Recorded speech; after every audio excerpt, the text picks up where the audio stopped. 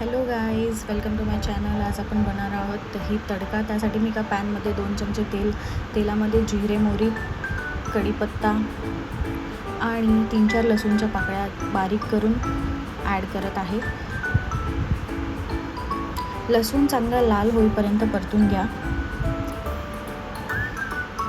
लसूण लाल होईपर्यंत परतून झाल्यावर त्यात कांदा ॲड करा. मी 1 कांदा घेतलेला आहे, तुम्ही तुमच्या क्वांटिटीनुसार घेऊ शकता.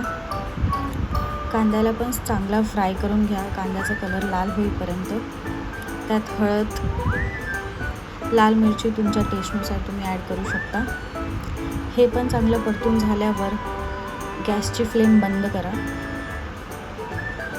आणि मग त्यात हळूहळू दही ॲड करा. मी दहीमध्ये पाणी मिक्स केलं आहे कारण मला थोडं पातळ आवडतं. तुम्ही हवं तर घट्ट ठेवू शकता. मग स्वादानुसार मीठ ॲड करा.